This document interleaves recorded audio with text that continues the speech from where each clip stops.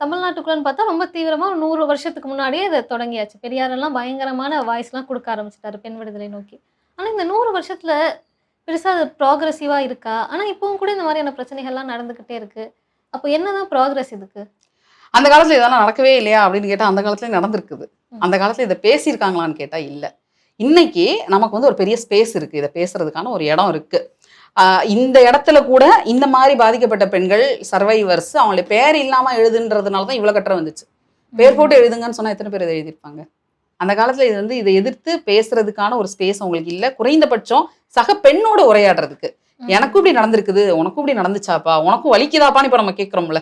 இந்த இடம் கூட வந்து கடந்த தலைமுறை பெண்களுக்கு இல்ல. ஸோ அந்த விதத்துல பார்க்கும்போது இது ஒரு நல்ல டெவலப்மெண்ட் தான். குறைந்தபட்சம் பெண்களுக்குள்ள சேம் வாய்ஸஸ். ம். நம்ம வந்து ஒண்ணா நிக்கிறோம். We are together in this. உனக்கு ஒரு கஷ்டம் நடந்திருக்கா? I understand you. I hear you. அந்த எம்பத்தி வந்து பெண்களுக்குள்ளேயே வந்து வளர்ந்துருக்குன்னு பார்க்குறோம். ம். இந்த தலைமுறையில. அதனால நம்ம ஐ திங்க் ஒரு 100 வருஷமா நடந்துகிட்டே தான் இருக்கு. இல்லைன்னு நான் சொல்லல.